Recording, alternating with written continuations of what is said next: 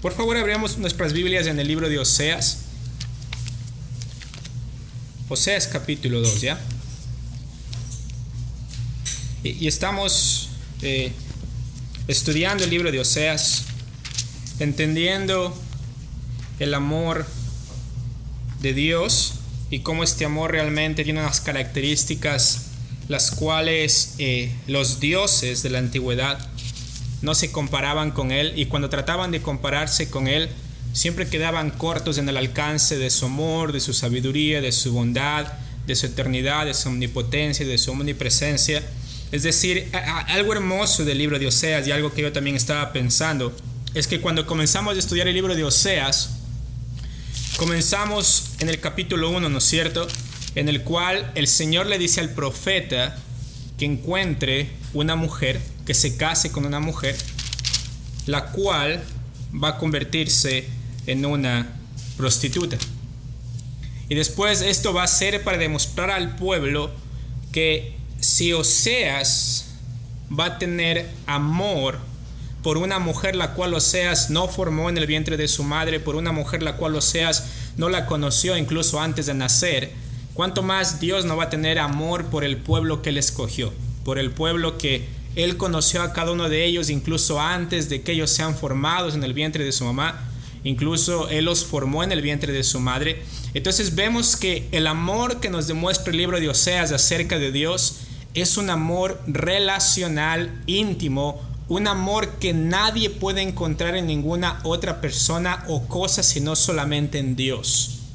Entonces el libro de Oseas nos va a adentrar en esta dinámica de un amor tan íntimo, de un amor genuino, de un amor que realmente está muy pero muy limitado solamente a la persona de Dios y a su pueblo.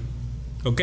Entonces quiero que entendamos esto, porque cuando comenzamos a estudiar el libro de Oseas, yo sé que el primer capítulo y parte del segundo capítulo había bastante juicio, ¿ok? Bastante condenación de parte de Dios a causa del pecado. Es decir, el pueblo de Israel va a irse cautivo, ¿ok?, a causa del pecado.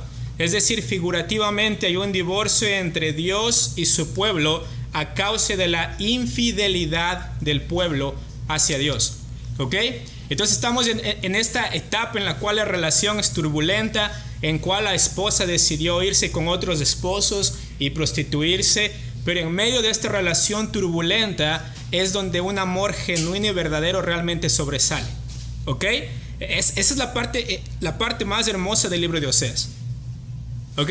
Porque es interesante cuando, por ejemplo, ustedes como parejas comenzaron recién a salir y todo lo que su novio hacía o su novia hacía es como que wow, ¿no es cierto? O sea, uno se enamora más y más y más, y uno está dispuesto a llevarle al parque, está dispuesto a comprarle flores, está dispuesto a llevarla a comer, no piensa acerca del dinero, si se endeuda, ¿qué importa? Pago después, pero lo importante es demostrarle a esta persona que yo la amo, ¿no es cierto? Pero cuando ya se casan y se conocen tal como son, ahí realmente comenzamos a reconocer si es un amor genuino o no. Si realmente yo sabía o yo realmente reconocía que yo voy a amar a esta persona a pesar de, y esta persona me va a amar a mí a pesar de. Y es ahí, en esos tiempos difíciles, en esos tiempos cuando la relación es turbulenta, cuando realmente comenzamos a entender el amor genuino, cuando realmente comenzamos a entender qué significa realmente el amar sacrificialmente. Y vemos acá a Dios haciendo eso, ¿ok? O sea, Dios amando a su pueblo en medio de la relación turbulenta. Dios amando a su pueblo cuando su pueblo no quiere ser amado por Él. Entendemos esta parte. O sea, el pueblo le está diciendo a Dios, no te quiero amar. Y Dios le está diciendo, mira, yo te voy a amar. Y mi amor es tan fuerte, mi amor es simplemente tan atractivo, que es hermoso, como dice el versículo 14 del capítulo 2 de Oseas, ¿no es cierto? Oseas capítulo 2, versículo 14... nos dice que este amor genuino de parte de Dios, que aparece como este amor que va hacia la persona que no quiere ser amada, es un amor que atrae, es un amor que realmente viene hacia, ¿no es cierto?, viene hacia ellos genuinamente, a pesar de que caminaron ellos lejos de Dios. Y el versículo 14 nos dice, pero he aquí que yo la atraeré y la llevaré al desierto y hablaré a su corazón, ¿no es cierto? Versículo 14 de Oseas capítulo 2. Ese es el amor genuino de parte de Dios. Es decir, a pesar del pueblo, a pesar de su infidelidad, a pesar de que el pueblo dice, no quiero irme contigo, no quiero regresar hacia ti, el Señor dice, mira, no es acerca de ti. El Señor dice, el pacto que yo hice, lo hice por amor a mi nombre. Y eso es lo hermoso del amor que tiene Dios. Si entendemos esta parte, que el amor de Dios no puede ser como el amor que nosotros demostramos, porque el amor de Dios realmente es puro, es genuino, es algo que realmente vale la pena verlo, vale la pena vivirlo, vale la pena venir hacia Él. Y es hermoso cuando Dios dice, voy a traerlos hacia mi amor, porque ese es el único amor que tiene el poder para hacer eso. Entonces quiero que comenzamos a entender esto. O sea, el amor de Dios amando al que no puede darle nada, ¿ok? Al que no puede ofrecerle nada. Y esta parte también es difícil de entender. ¿Por qué? Porque nuestro amor está condicionado ¿a qué? A la transacción. Es decir, tú me das algo y yo te amo en regreso. Y normalmente el beneficio mutuo en el matrimonio muchas veces se maneja de esa forma, ¿no es cierto? Es decir, tú me vas a demostrar cuánto me amas para luego yo tal vez demostrarte algo de amor en regreso. Pero el amor de Dios no es así. El amor de Dios que queremos demostrar acá es que el Señor está amando genuinamente a una persona que no puede darle absolutamente nada a cambio. Y más bien, en lugar de darle algo a cambio del favor, de amarle a ellos, están yéndose en contra de Él. Están profanando su nombre. Están yéndose con dioses falsos. Están realmente yéndose lejos del que les ama. Pero es hermoso que el amor de Dios se demuestra en que siendo aún pecadores, Cristo murió por nosotros, ¿no es cierto? Y esto es hermoso. O sea, esto es hermoso, entender que yo no puedo dar nada a Dios, pero aún así Dios demuestra un amor genuino. Es decir, no hay nada en mi vida, no hay nada en mi banco, no hay nada en mi casa que yo pueda decirle a Dios, mira Dios, si yo te doy esto, tú me vas a amar más, podrías amarme más. Y el Señor ama a gente que está en bancarrota, y esto es muy importante de entender. Y esto lo vimos, ¿no es cierto? Porque en el versículo 16, cuando hablamos la anterior semana, acerca de cómo dice en el versículo 16, en aquel tiempo dice Jehová, ¿ok? Versículo 16. Y hablábamos acerca de que la frase en aquel tiempo tiene que ver con este tiempo profético en el cual el Señor va a volver para establecer un reino en el cual Él va a gobernar juntamente con su pueblo, incluyendo a la iglesia en el milenio. Pero es hermoso que dice, en aquel tiempo dice Jehová, es decir, en el tiempo en el cual el Señor va a venir y va a perdonar a su pueblo y va realmente a estar con su pueblo otra vez. Dice, en aquel tiempo dice Jehová, me llamarás esposo, ¿no es cierto? Esposo. Y yo creo que para nosotros, incluyéndome a mí, como esposos somos tan imperfectos que cuando leemos la Biblia a la luz de nuestro ejemplo, yo creo que no debemos hacerlo así, ¿okay? Es decir, acá la parte de llamarle a Dios esposo, que en hebreo es ishi, ¿no es cierto? ¿Saben qué implica? Es esta relación de no solamente ver a Dios como el creador.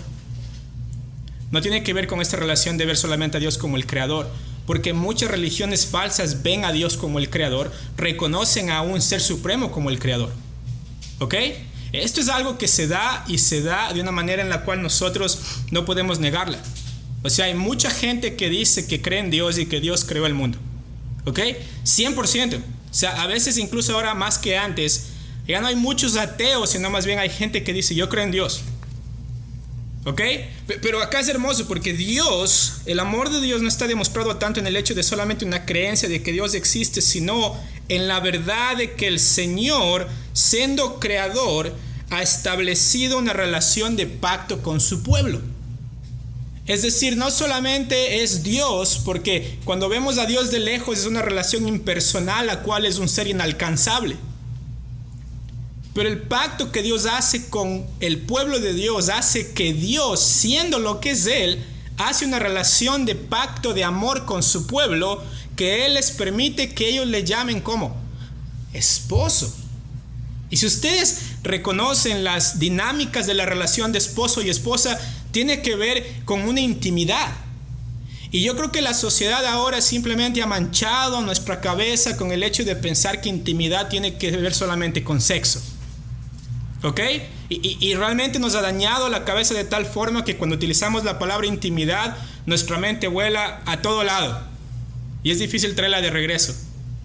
Pero acá, o sea, es esta parte de que la relación de matrimonio entre el esposo y la esposa en la práctica incluye esa práctica, pero en la relación con Dios tiene que ver más allá de eso, que es una relación de intimidad en la cual Dios conoce a los suyos y nosotros conocemos a Dios. Esta es la relación práctica, o sea, esa es la hermosura del pacto que Dios hace con su pueblo, que Dios toma la iniciativa de rescatar a un pueblo que no quiere ser rescatado, de amar a un ser que no quiere ser amado. Y acá es hermoso en el versículo 16 cuando dice que en aquel tiempo, dice Jehová, me llamarás Ishi y nunca más me llamarás como Valí, que significa Señor mío. Y es interesante que sí, Dios es Señor y Él se siente en el trono y Él está gobernando desde el trono, no nos confundamos. Pero en la relación de amor con su pueblo, que Él elige comenzar esta relación, Él quiere que su pueblo reconozca que es una relación que va más allá de ser algo impersonal. Algo de que conozco algo de Él, pero realmente no sé si podré saber lo que Él quiere.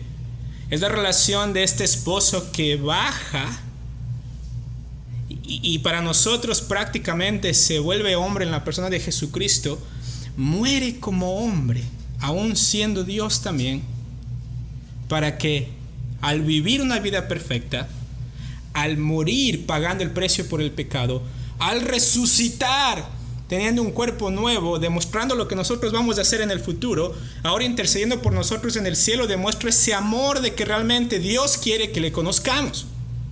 Y no solamente eso, sino el enviar ¿qué? Su palabra.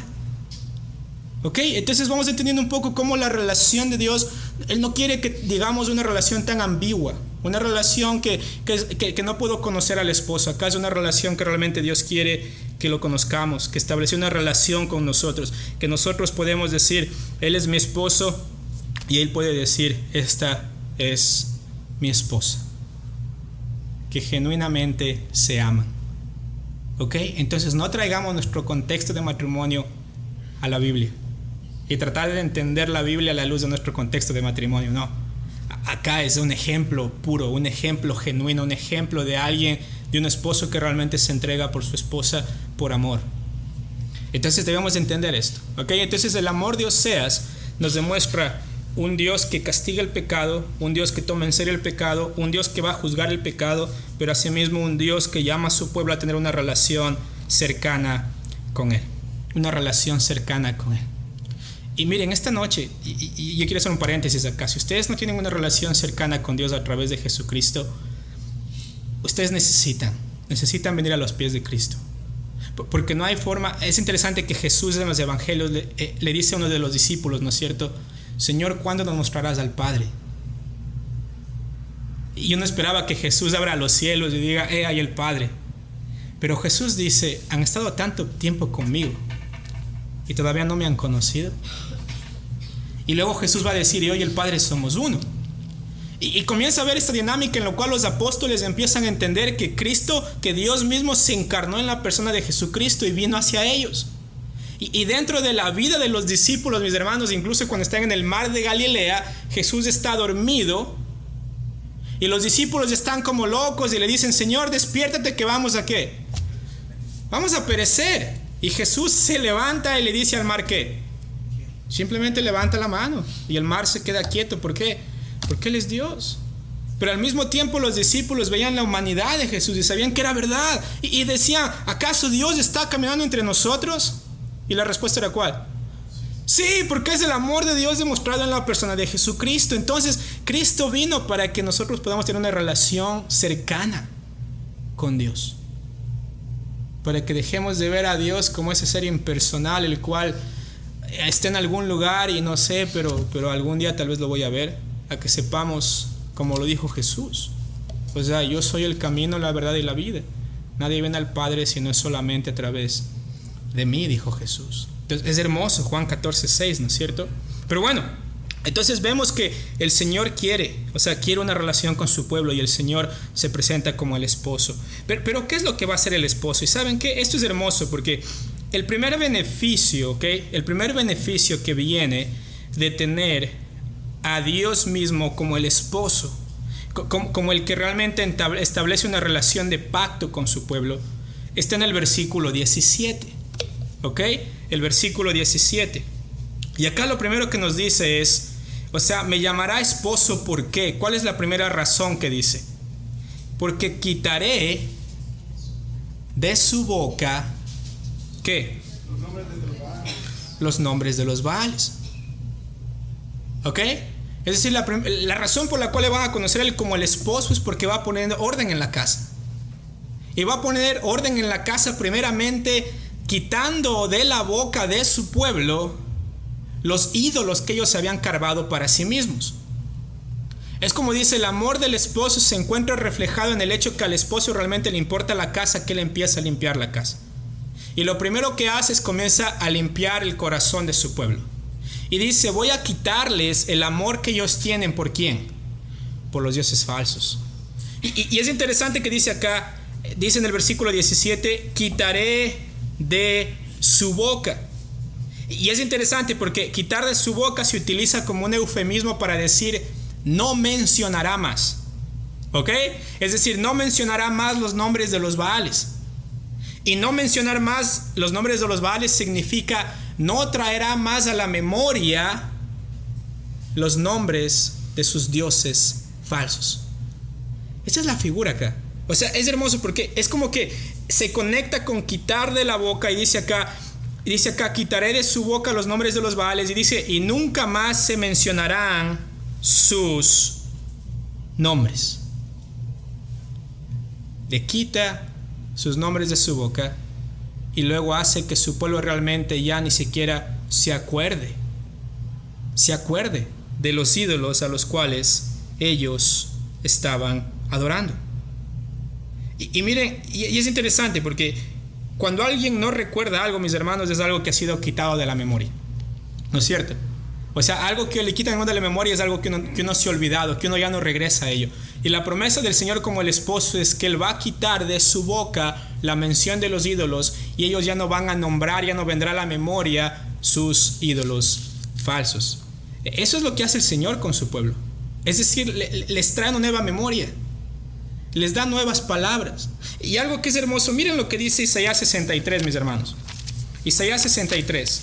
Porque algo que quiero que entendamos es que cuando el Señor viene como el esposo y viene a la esposa y comienza a limpiar la casa, comienza realmente a limpiar su pueblo, Isaías capítulo 63 nos va a dar las pautas de lo que el creyente va a recordar cuando el Señor venga como el esposo. Cuando el creyente realmente reconoce que debe regresar al Señor porque en Él tenía todas estas bondades, porque en Él tenía toda esta misericordia. ¿Lo tenemos? Miren el Isaías 63, ¿ok? Versículo 1. Isaías 63, versículo 1. Lo tenemos.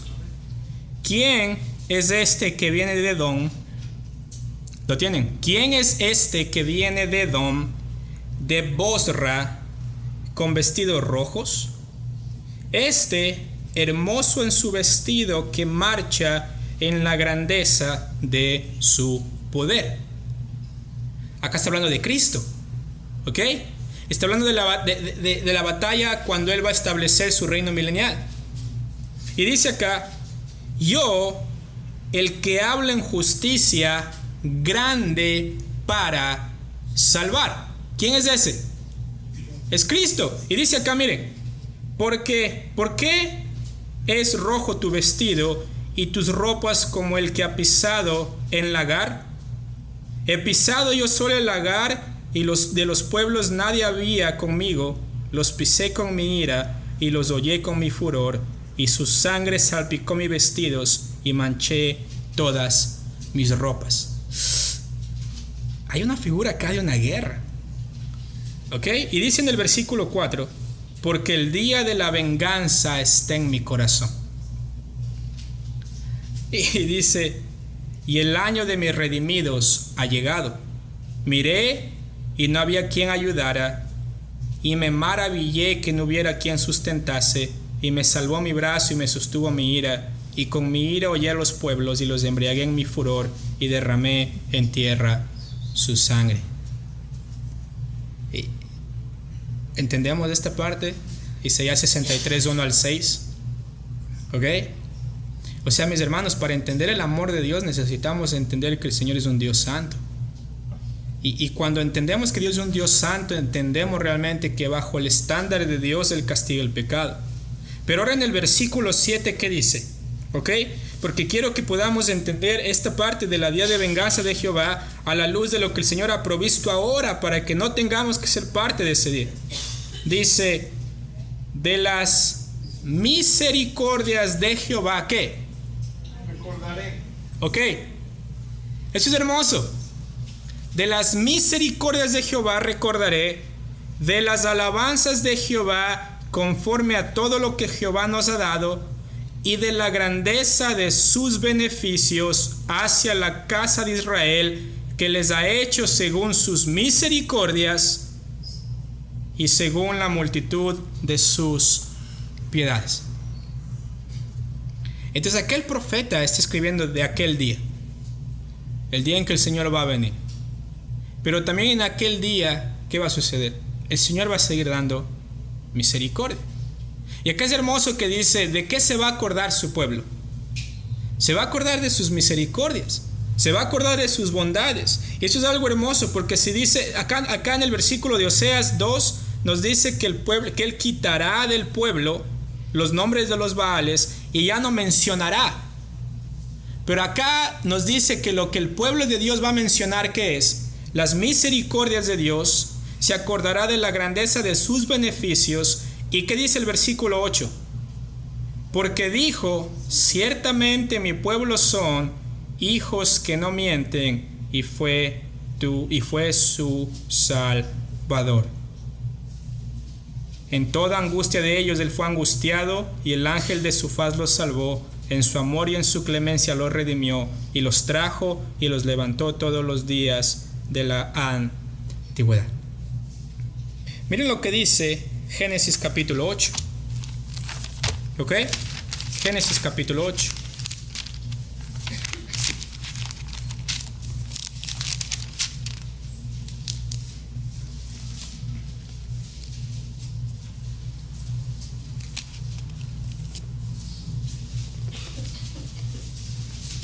Me avisan cuando lo tienen, por favor. Génesis capítulo 8. Y acá es algo interesante, porque acá nos dice Génesis capítulo 8, versículo 1. Si ustedes recuerdan, había pasado el diluvio por la tierra, ¿no es cierto? Solamente fueron salvos Noé y su familia. Y en el versículo 8 dice que, y se acordó Dios de Noé, y de todos los animales y de todas las veces que estaban con él en el arca, e hizo pasar Dios un viento sobre la tierra, y disminuyeron las aguas. ¿Qué está diciendo acá? Y miren lo que dice Génesis capítulo 9. En Génesis capítulo 9, versículo 15. ¿Por qué el Señor les salvó a ellos? O sea, esto es hermoso, porque miren lo que dice acá. Génesis capítulo 9, versículo 15. ¿Qué dice acá? Y me acordaré del pacto mío que hay entre mí y vosotros y todo ser viviente de toda carne, y no habrá más diluvio de aguas para destruir toda carne.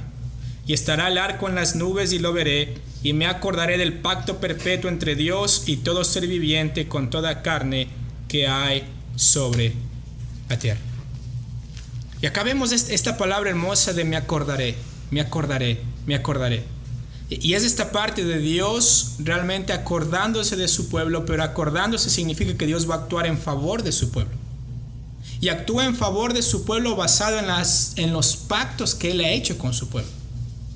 Entonces, ¿por qué el Señor en Oseas capítulo 2, versículo 14 en adelante, les promete a ellos una tierra?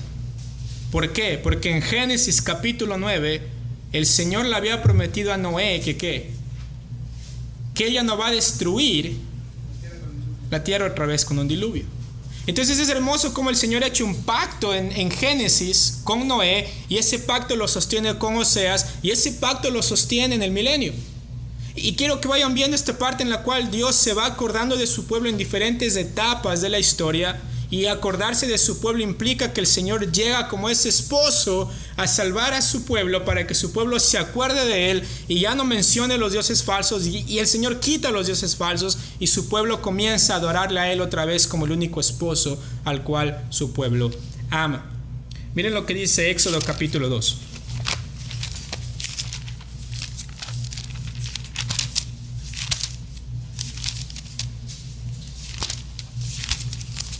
Éxodo capítulo 2. ¿Lo tienen? Miren lo que dice el versículo 24. Porque si recuerdan, acá nace Moisés, luego Moisés huye de Egipto, y antes de llamar a Moisés nos va a dar la clave por la cual Dios actúa en favor de Israel para sacarlos de Egipto. Miren lo que dice el versículo 24. ¿Lo tienen? Dice que oyó Dios el gemido de ellos. ¿Ok? ¿Y qué dice acá?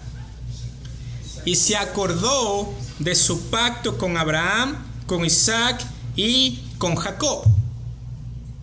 Y miró Dios a los hijos de Israel. ¿Y qué hizo Dios? Los tuvo en cuenta, los reconoció. Él dijo, estos son míos.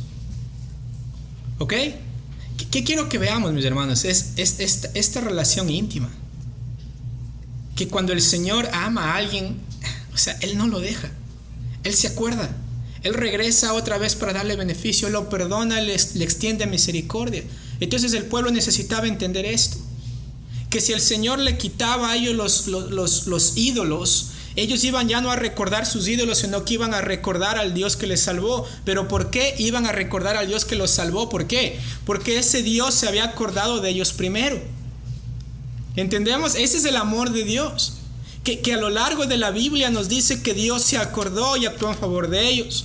Dios los reconoció como sus hijos y Dios comienza a hacer las cosas en favor de ellos. Y recuerdan que en la historia de Israel, el versículo 24, cuando dice que se acordó de su pacto con Abraham, Isaac y Jacob y los reconoció, ¿qué implicó eso?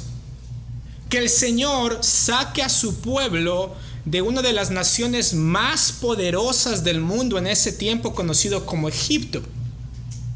Y todo este tiempo, porque el Señor los vio, los reconoció, los amó, el faraón, a pesar de que era el hombre más poderoso del mundo, llega el punto en el cual dice que váyanse de acá. Y luego cuando se abre el mar rojo, demostrando que Dios se había acordado de ellos, demostrando que Dios los reconoció como su pueblo, el mar se abre y pasan en seco. ¿Cuántos? Todos los que salieron. Es decir, el mar se mantiene abierto hasta que todos ellos pasan en seco. ¿Por qué? Porque Dios los reconoció y Dios se acordó de ellos y Dios miró su aflicción. Entonces, mis hermanos, si nosotros estamos aquí, conocemos a Cristo Jesús, no es porque somos mejores que otros. Es porque el Señor se acordó de nosotros. Es porque el Señor escuchó nuestros gemidos, nuestros lloros, nuestros llantos. Es porque el Señor vio a un corazón humilde que reconoció que no tiene nada que dar a Dios. Y necesito el amor del esposo. Pero es hermoso que comienza con la iniciativa de Dios acordándose. Y me encanta este contraste que habla en cuanto a que Dios se acuerda y que nosotros dejamos de mencionar, dejamos de acordarnos de quién, de nuestros ídolos pasados. Porque nuestro esposo se ha acordado de nosotros. Esta es una realidad hermosa de la salvación, tanto para el pueblo de Israel como para nosotros.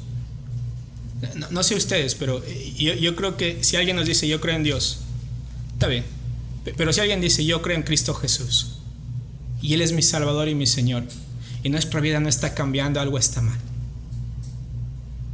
Porque la relación que tenemos con Cristo y la relación que Cristo permite que nosotros tengamos realmente con Dios mismo es tan íntima que produce una transformación en nosotros. ¿Por qué? Porque Dios se acordó de nosotros y nosotros nos olvidamos de estos ídolos a causa del amor del esposo. Y es esta parte en la cual tenía que el pueblo aprender a disfrutar de la persona de Dios. Miren lo que dice Sofonías capítulo 13. ¿Ok? Sofonías capítulo 13. Sofonías. ¿Ok?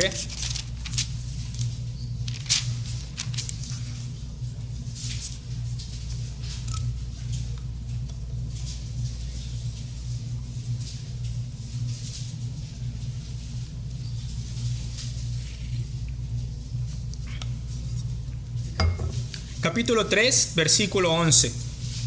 ¿Ok? Vamos a leer desde el versículo 8, ¿ok? Sofonías capítulo 3. Si ustedes cuando tengan tiempo en casa pueden leer Sofonías, va a comenzar con el juicio de Dios, muy parecido a Oseas y muy parecido a Amós. Pero en el capítulo 3 del libro de Sofonías, en el versículo 8, ¿lo tienen? Muy bien. Miren lo que dice. Sofonías capítulo 3, versículo 8. Por tanto, ¿qué dice Jehová? Declara el Señor. Exacto, por tanto esperadme, dice. Espéreme. Hasta el día que me levante para juzgaros. Porque mi determinación es reunir las naciones, juntar los reinos, para derramar sobre ellos mi enojo. Todo el ardor de mi ira por el fuego de mi celo será consumida toda la tierra. Y dice acá, en aquel tiempo devolveré, y acá hace un cambio, ¿ok? En aquel tiempo, es muy parecido en aquel tiempo de Oseas, ¿no es cierto? En Oseas se menciona 3 veces en aquel tiempo, en los versículos que nosotros estamos. En aquel tiempo, es decir, hay un tiempo de juicio. Hay un tiempo en el cual el Señor va a venir y realmente va a castigar. ¿Ok? Y acá dice que va a reunir las naciones para demostrarles quién es Dios. Y me recuerda mucho al Salmo 2, Isaías 63 que acabamos de leer. ¿Ok? Pero miren lo que dice el versículo 9. En aquel tiempo devolveré yo a los pueblos, ¿qué? Pureza de labios. Versículo 9. Para que todos invoquen el nombre de Jehová, para que les sirvan de común consentimiento. Y ahora uno dice, miren lo que dice acá. De la región más allá de los ríos de Etiopía me suplicarán, la hija de mis esparcidos traerá mi ofrenda. En aquel día no serás avergonzada por ninguna de tus obras con que te rebelaste contra mí. ¿Ok? En aquel día otra vez. Pero quiero que vean estas dinámicas y estas características de que está hablando de dónde. ¿En el cielo? Está hablando aquí en la tierra. ¿Okay? Está hablando aquí en la tierra, está hablando de un tiempo en el cual su pueblo va a gozar de la bendición de Dios. Y en aquel tiempo, o sea, esto es hermoso, miren lo que dice acá.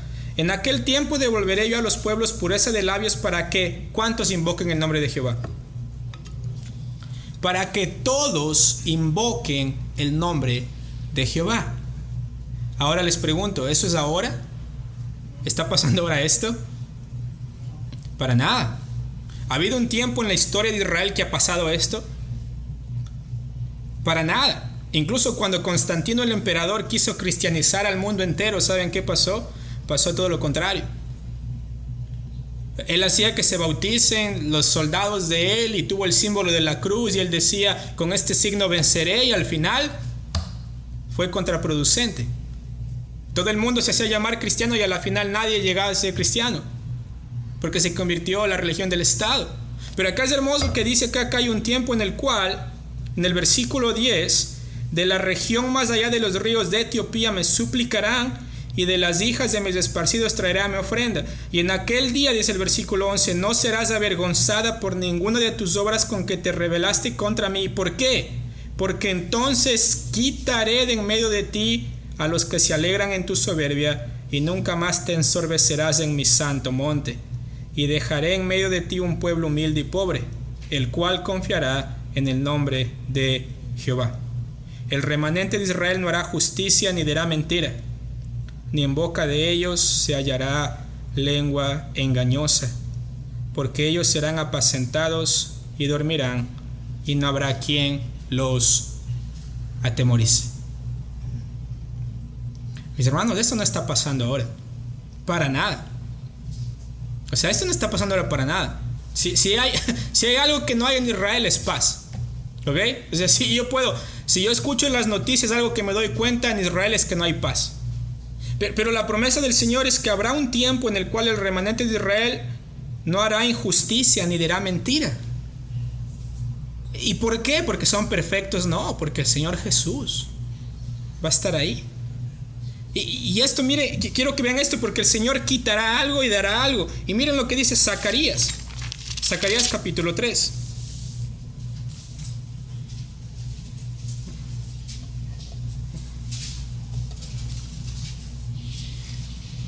Acá hay una visión que tiene el sumo sacerdote Josué, y acá utiliza este mismo término de quitar, ¿ok? O sea, quitaré.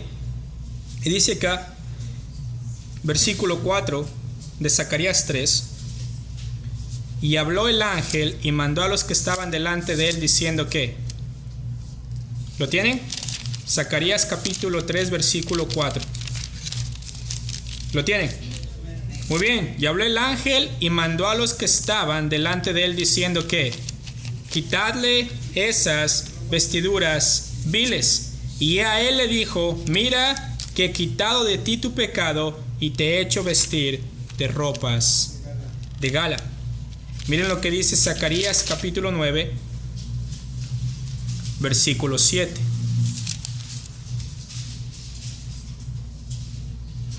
¿Lo tienen? Acá, mis hermanos, Zacarías, o sea, si ustedes quieren entender el reino milenial, Zacarías es, pero hermoso para entender esto. Porque miren lo que dice el versículo 7. Quitaré la sangre de su boca y sus abominaciones de entre sus dientes, y quedará también un remanente para nuestro Dios, y serán como capitanes en Judá, y Ecrón será como el Jebuseo. Entonces acamparé alrededor de mi casa como un guarda, para que ninguno vaya ni venga, y no pasará más sobre ellos el opresor, porque ahora miraré con mis ojos. Y tiene esta idea de quitar de su pueblo el pecado, de quitar de su pueblo lo que les estaba impidiendo tener una relación con ellos. ¿Ok? O sea, quiero que entendamos esta parte, porque cuando el Señor actúa como el esposo en el libro de Oseas, mis hermanos, si regresamos a Oseas, por favor, capítulo 2, el versículo 17, cuando dice quitaré de su boca los nombres de los Baales, es una promesa de que el Señor va a quitar el pecado, ¿ok? O sea, es una promesa de que el Señor va a quitar el pecado del corazón de ellos. Y dice, quitaré, versículo 17, el nombre de sus Baales, y nunca más se mencionarán sus nombres. O sea, nunca más vendrán ellos a la memoria. Entonces, mis hermanos, la obra del esposo, del amor de Dios, lidia con el interior del corazón del ser humano, no con la parte externa. Es decir, su pueblo nunca va a gozar de paz a menos que ¿qué? A menos que el corazón tenga paz con Dios y paz con su prójimo. ¿Entendemos esto? O sea, es la obra de Dios que trae paz con Dios y trae paz con su prójimo. Y acá es hermoso que le dice, voy a quitar, ¿no es cierto?, de su boca los nombres de los Baales. O sea, lo que tú conoces, de lo que tú piensas, de lo que ahora tú eres esclavo, lo voy a quitar. Y voy a traer, ¿qué? A la memoria tuya mis bondades, mi misericordia, mi amor. Eso es lo que el Señor va a traer. Entonces, mis hermanos, nosotros que hemos estado en Cristo, yo creo que quiero hacer esta aplicación antes de terminar. Y yo sé que hemos leído 2 de Corintios capítulo 5 versículo 17 muchas veces, ¿ok? Y quiero que vayamos a ese libro. 2 de Corintios capítulo 5.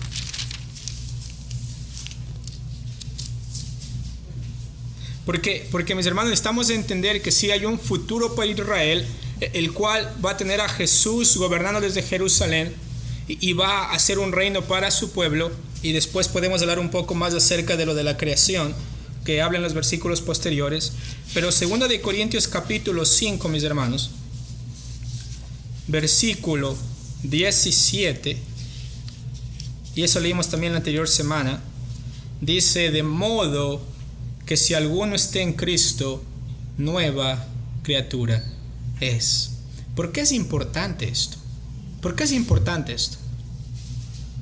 Porque nuestra vida se frustra cuando nosotros pensamos que nosotros tenemos que ganarnos el amor de Dios, que nosotros tenemos que hacer algo para que yo sea agradable delante de los ojos de Dios y de alguna manera Él me reciba.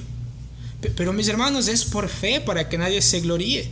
Es de confiar en la obra de Jesucristo, que se hizo hombre, habitó en un cuerpo, vivió, murió, resucitó, ascendió y ahora gobierna desde el cielo. Pero es esta parte de saber que es confiando en la obra de Cristo, la cual es la demostración del amor de Dios, para que nosotros podamos ser nuevas criaturas. Y para que el Señor quite nuestro pecado a la luz de eso y traiga a la memoria que ya no los ídolos que nosotros servíamos antes, sino que de modo si alguno está en Cristo, nueva criatura es, las cosas viejas pasaron, he aquí todas son hechas nuevas. Y eso es lo hermoso. ¿Por qué? Porque en la cruz, mis hermanos, ¿qué sucedió en la cruz? Hay una canción que se llama Glorioso Intercambio, ¿no es cierto? Aleluya, glorioso intercambio, oh qué gran misterio, que por gracia salvo soy. ¿Ok? Es hermoso ese intercambio que sucedió en la cruz. Es decir, no había ningún hombre acá que pueda morir por el pecado del otro. Ninguno. ¿Por qué? Por cuanto todos pecaron. Porque todos fuimos destituidos de la gloria de Dios. Porque no hay justo ni aun uno. No hay quien busque a Dios. No hay quien haga el bien. Romanos 10, Romanos 3, Romanos 6. No hay quien busque a Dios. Entonces, la pregunta era, ¿quién va a venir en esa demostración del amor de Dios y del amor del esposo? ¿Quién puede venir? Y no había nadie, ¿no es cierto? O sea, no había nadie que pueda salvar. No había ningún sumo sacerdote que pueda decir, yo soy perfecto. Pero como nos dice Colosenses, ¿no es cierto? En el tiempo perfecto, Jesucristo se hizo carne. En el tiempo perfecto de Dios. Y murió. Y como hombre, Él pudo ¿qué? Pagar el precio por los pecados de nosotros hombres. Y no estoy hablando solamente de los hombres, hablando del género masculino, estoy hablando de la raza humana. Pero ahora, ¿cómo se ve el amor de Dios reflejado? Y esto quiero que entendamos bien. ¿Dónde se ve el amor de Dios reflejado? En Cristo. Ok, entendamos esto bien. El amor de Dios se ve reflejado en Cristo Jesús. Porque el que tiene al Hijo tiene la vida. El que no tiene al Hijo no tiene la vida. Entonces, así como el pueblo tenía que entender que el amor de Dios iba a ver reflejado en Él, trayéndolos de vuelta hacia Él, así también nosotros ahora, mis hermanos, ¿cómo nosotros podemos ser amados por Dios? ¿Cómo podemos nosotros llegar a ser amados por Dios? Es decir, ¿cómo yo puedo decir, yo soy un amado de Dios? ¿Cómo podemos llegar a decir esto? ¿Quién nos da el derecho de decir que yo soy un amado de Dios? Porque como dice 2 Corintios 5:17, ¿no es cierto? De modo que si alguno está en Cristo. De modo que si alguno está en Cristo, es un amado de parte de Dios. Está en el esposo. Es el beneficiario de todas las bendiciones de Dios en Cristo Jesús. Y si no me creen, miren lo que dice Efesios capítulo 1, ¿ok? Porque Efesios capítulo 1 describe toda esta parte de las bendiciones espirituales que recibimos al estar en Cristo Jesús. Y yo quiero preguntarles esta noche si ustedes realmente, mis hermanos, han tenido la fe en Cristo Jesús para salvación, si realmente se han arrepentido de sus pecados. Porque miren lo que dice Efesios capítulo 1, versículo 3. ¿Lo tienen? Efesios 1:3. ¿Qué dice acá? Bendito sea el Dios y Padre de nuestro Señor Jesucristo. ¿Qué hizo? Que nos ha bendecido con toda bendición espiritual en los lugares celestiales. Paremos ahí. Que nos ha bendecido con toda bendición espiritual en los lugares celestiales. Y uno dice que amén. Y cualquier religión podría decir amén a esto. Porque dirían, ok, yo creo en Dios y Dios me ha bendecido. Pero acá es tan exclusivo el amor de Dios en este sentido de salvación que dice que nos bendijo con toda bendición espiritual en los lugares celestiales. ¿En quién? En Cristo. ¿Ok? ¿Por qué? Porque Cristo es la demostración del amor de Dios. Miren lo que dice, tengan el dedo en Efesios 1 y vayan a Romanos capítulo 5.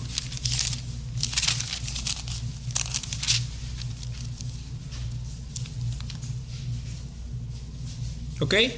¿Lo tienen? Tengan su dedo en Efesios 1, ¿ok? Miren Romanos capítulo 5. ¿Lo tenemos? Muy bien. Dice, justificados pues, ¿por qué? Por la fe, tenemos paz para ¿con quién? Con Dios. Ok, paremos ahí. Tenemos paz para con Dios. ¿Ok? Hay gente que no le importa tener paz para con Dios porque piensan que están bien con Dios. Pero la Biblia no dice que estamos bien con Dios. La Biblia dice que nosotros somos enemigos de Dios. ¿Ok? Estamos enemistados con Dios a causa del pecado nuestro. Es lo que dice la Biblia, no lo digo yo. Y miren lo que dice acá. Tenemos paz para con Dios por medio de ¿quién? De nuestro Señor Jesucristo. ¿Ok? Dice acá, por quien también tenemos entrada. ¿Ok? Es decir, mis hermanos, no va a llegar alguien al cielo y decir, ¿hay alguien ahí? O sea, ¿alguien me puede abrir la puerta, por favor?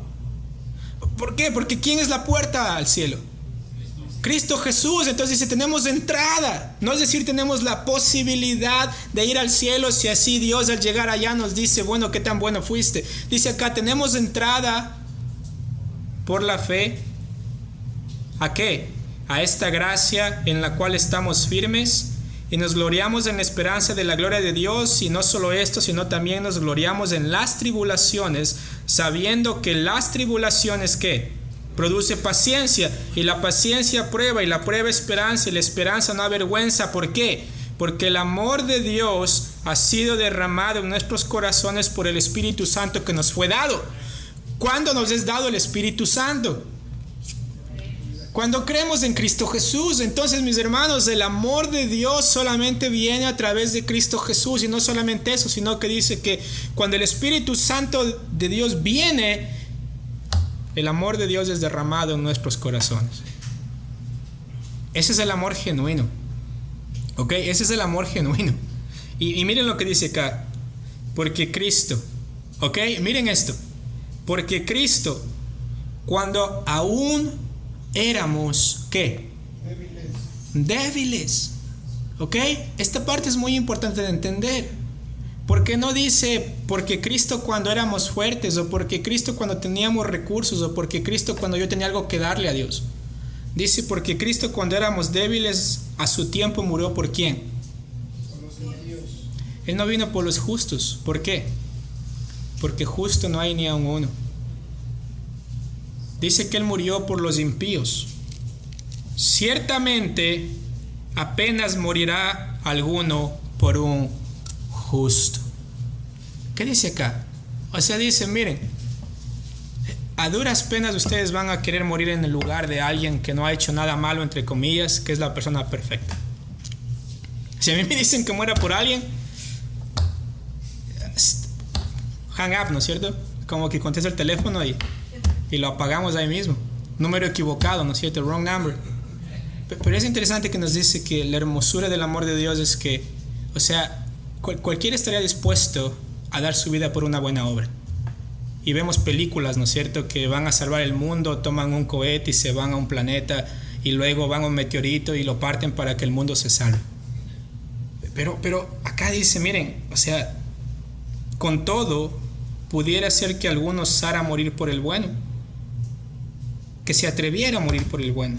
Pero acá dice en el versículo 8, mas Dios muestra su amor para con nosotros, en que siendo aún pecadores, Cristo murió por nosotros. Pues mucho más estando ya justificados en su sangre, por Él seremos salvos de la ira. Porque si siendo, ¿qué? Enemigos. ¿Sí entendemos esto? O sea, siendo enemigos, fuimos reconciliados con Dios a través de ¿qué? Por la muerte de su Hijo, no por ser buenos. O sea, no vamos a poder llegar al cielo y decir, aquí estoy, no he matado a nadie, no he robado a nadie, por favor, ¿dónde encuentro mi mansión? En el cielo. Somos enemigos sin Cristo. O sea, y acá dice, dice acá, fuimos reconciliados con Dios por la muerte de su Hijo, mucho más estando reconciliados seremos salvos por su vida. Y no solo esto, sino que también nos gloriamos en Dios por el Señor nuestro Jesucristo, por quien hemos ahora recibido ¿qué? La reconciliación. Ese es el amor de Dios. ¿Ok? Ese es el amor de Dios. O sea, el amor de Dios se demuestra en que siendo aún pecadores, Cristo murió por nosotros. Porque Cristo vino a morir por lo más vil.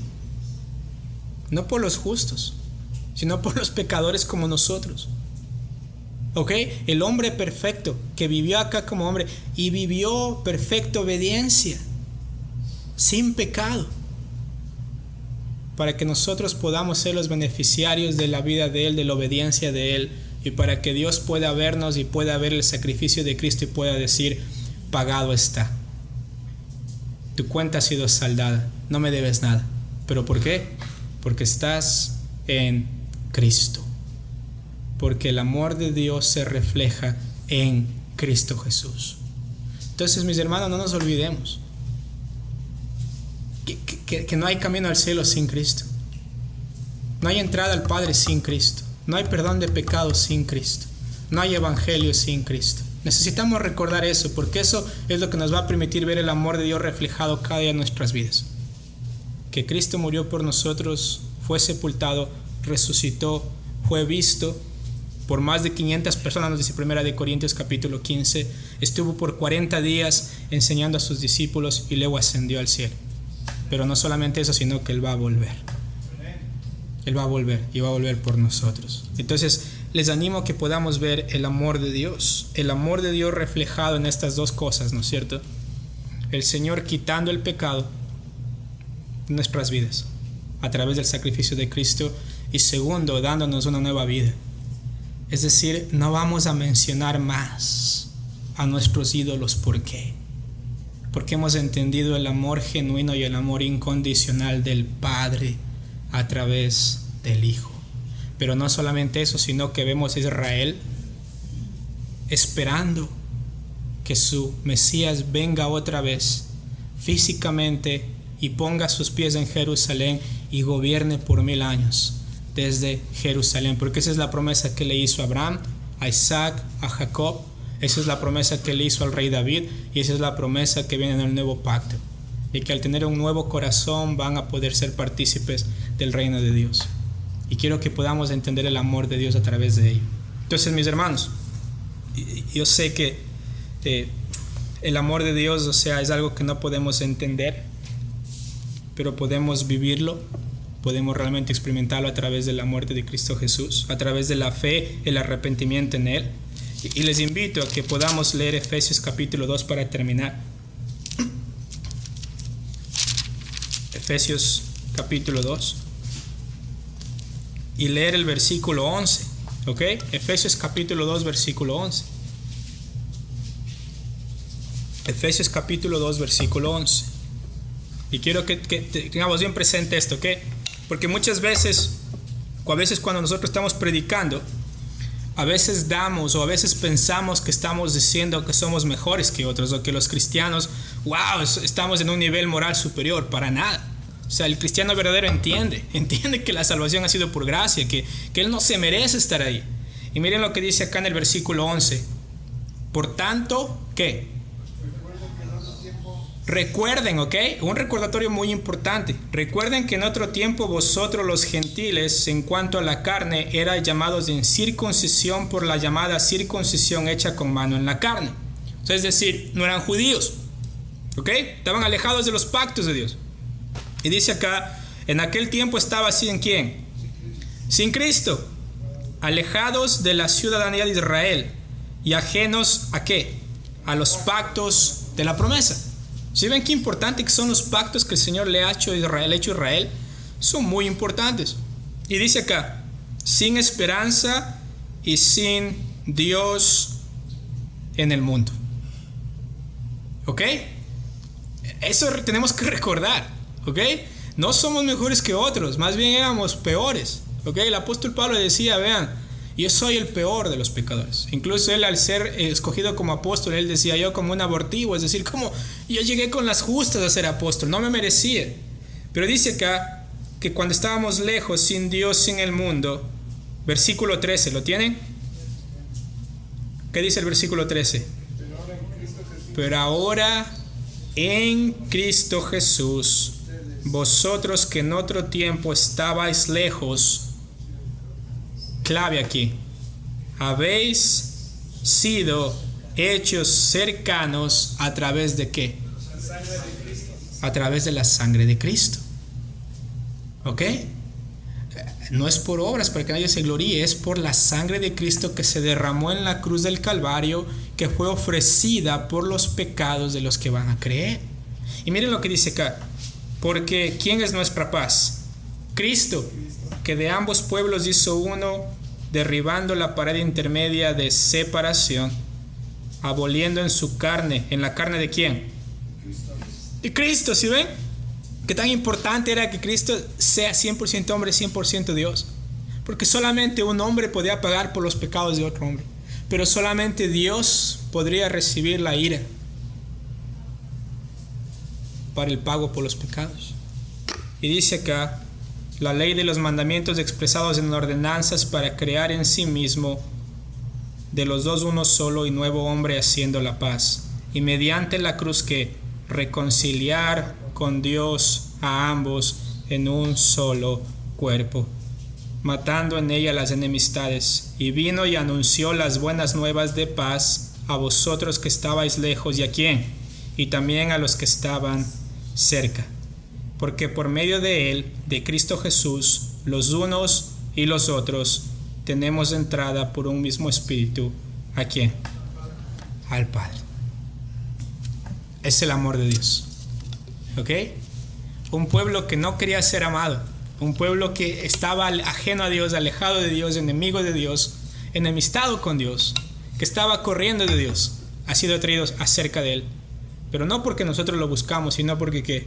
Porque en el tiempo perfecto Cristo se hizo carne, vino, vivió y murió en una cruz para derramar su sangre para el perdón de pecados. Y repito esto porque esto es el Evangelio.